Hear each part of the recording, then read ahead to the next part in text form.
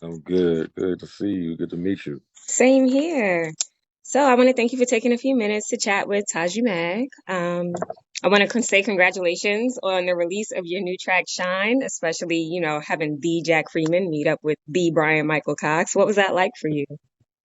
I mean, it was great, man. It was, me and Brian have known each other a few years now, and we've really been doing a lot of, we've been kind of building a relationship as friends first, Mm, and and then we finally got to the work, and during that time is, I'd always been working with my other producers. Labbox actually produced that record, nice. and you know, it was funny because we were finishing the album and I had records that I thought I was gonna have, and I was like, "Yeah, man, I finished this record that I did a few months ago." We were in Atlanta actually, and we were headed to the studio, and I was like, "Yeah, check this out, see if you like it." And he was like, "Hey, man, I think that's it right there. That's the single right there." So, you know, Brian's been, so instrumental uh, this last like year or so, just mentoring, being a big brother, helping me craft this project and Mm. trying to help me get to the next level. So, it's been great. I love that. What's the motivation behind the track? Like, how do you personally relate to it? So it actually kind of started off as a joke because, like, you have friends that are just like, you have platonic friends Hmm. that they're calling you talking about how much their relationship has gone to shit. And, and you listening to them, you're like, man, And so the joke in it is, for me, was shit. You could have been mine, girl. Should have been you out here Out playing with here these playing niggas. You could have been around. mine. Yeah, but but the realness of it is we have these moments, especially women have these moments where they spend time with a man, and they go around there in circles with them, and that guy probably leads them on, or makes them feel less than, or whatever, and in the end they just kind of feel empty, and it kind of Mhm. takes that time out of them, and it kind of takes that confidence that they once had, and you Mm, know you're you're no less beautiful of a person now than you were before you met him, absolutely. but don't Yes. let that person steal that from me. And I think everybody kind of goes through that. I think some men have to deal with that sometimes, where their partners kind of beat them down and beat their confidence up, and Hmm. um, I think every type of romantic relationship or romantic dynamic has probably had this type of situation. So, um, Absolutely. yeah. So it was funny because I did the song, and I want to say I probably wrote this song in December or January. Hmm. Um, I was like, man, I like it. I like it. And then we left it alone. And then, like, sometime maybe May or June, I went back to the studio and they were like, yeah, we got to finish this song. So Labbox was like, man, I got this idea. I Hmm. want to, I want to do like a bounce bridge. And I'm like, okay. I said, this makes sense. It makes sense. Let me hear it. So we did it. And then that's when I wrote that bridge to it. Okay. Every time you call. So I did that. And then he was like, and then I'm going to screw it at the end. So then we screwed it. It was, yeah, Because we're Houston. always doing Okay. got to do Houston, and Houston is so like Houston and Louisiana. Well, Texas and Louisiana, at least the eastern parts of Texas and Hmm. Louisiana, Texas are really akin to Louisiana in their culture. Hmm. If you go to East Texas, you're gonna find people from Shreveport and Hmm. all that stuff. If you're from Houston, you're gonna find folks from Lake Charles and Baton Rouge and Lafayette and New Orleans and all of that stuff. I mean, they came here after Katrina, and we go there to visit, and we all got family somewhere, Yeah. so it all makes sense. Like, it all just ties it all in. It's like doing all of your influence at one time in one song, and it felt so, you know. I Yeah. love that. I love that. What was it like for you performing at Afropunk? This one was cool. It was it's actually my second time performing at Afropunk because I did Okay. Afropunk Atlanta. Oh, nice, I nice, did nice. Okay. I did that one in 2021, which I believe was the last one they did in Atlanta. Mm-hmm. And um, um and it was like one of the first festivals that they started doing right after COVID. Mm-hmm. So that one was a lot of fun. And then New York, it being like the flagship festival for them has always been great. I love New York anyway.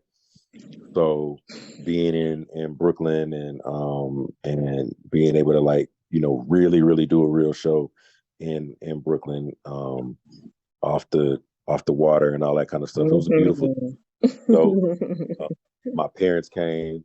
Oh, that's Um, dope.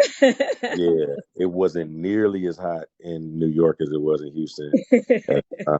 Like, I got to get away from Don't the tell that from to the. the New Yorkers. We was hot. Oh my God! Look, it was like I could wear baggy clothes out there. I was fine. Like I wasn't even tripping. Like that heat was nothing compared to what I had to leave in Houston. You can't even breathe out there. Trust So me, I know, I know. yeah, so it was a little bit early in the day, so Hmm. being able to like grab a few people, as they're wandering around and kicking it. So I think overall it was a dope experience. I'd love to do it again. Um, and as we grow, obviously the billing grows. So Absolutely. yeah, I can't wait to, do it again next year or, some other time. I Yeah. love that. Right now, what's inspiring you musically? Um, man, what's inspiring me is honestly the lack of what I'm doing right now. Like the things that me and Brian and Labox and Chris are doing right now, it's not a lot of that going Hmm. on. And I think what's winning in R&B right now, for the most part, is the whole idea that this quote unquote toxic thing, right? So Hmm. like, uh, it's not a ton of love songs out there, We could use and a few more. I'm just saying. yeah, you could absolutely use a lot more. And I think that some of those scissor records that came out on the Hmm. on the album are actually love songs and people like them. And go figure, right? I think um also focusing on vocals, Hmm. focusing on really getting to the essence of what R&B really is, Yes. and trying to stand in the gap and fill that Hmm. void as much as possible. Like, I think Usher's doing a really good job of that right now. Um, But he's also I been think doing it since he was like 14. So I mean, exactly. You know what I mean? Like it's he's been in the public eye for 30 years. You know what I'm saying? hmm, So nowadays, you know, there's there's a shortage in a certain way of hmm, what type of R&B we want to hear, and I think there's a lane for people that still want to hear love songs and still want to hear things that make you feel good because the content feels good and it also absolutely. sounds. So I think that's what's inspiring me is like the more days I go by not really hearing a lot of it. I think a lot of artists are there are definitely some artists underground that are not as mainstream right now that are Hmm. doing. I think Kenyon Dixon is really good at it. I think Hmm. I think PJ Morton's really good at it. Oh, I think absolutely. um uh I think Dende is really doing some dope shit. Um who also is from Houston. You know what I'm saying? Like I think it's happening. another friend of mine from Dallas, Be My Fiasco. She's dope. She signed the Fonte label. Okay. Yeah, she's dope. I think Susan Carroll is doing a really good job of it. You know, making what she's making. Like I think it's happening, but it has to be a concerted effort of like everybody to like push it up and say like we're promoting love songs and vocals and performance and all of these things so that we have more of a balance of it. I You know, I love that. I'm absolutely here for that. I think that is definitely what we need more of, especially in R&B. It does yeah, not all need to sound like trap music for singers. right. And a lot of it, honestly, a lot of it comes down to um what's easier for some people. Hmm. And for some people, maybe their vocals really ain't as everybody can't sing like Jasmine Sullivan, right? Listen, we Everybody can't sing know like because Jasmine Sullivan could sing about poop and it'd be a great song. So, yeah. you I'm gonna run that shit back, you know. know. But I think it's made it so accessible to people. So Hmm. um this the way that music is created, um um the way that it's consumed. Mm. So people sitting in their rooms and making songs and putting them out, and it's blowing up because of whatever it is. Maybe it's catchy, or maybe it's just this viral thing.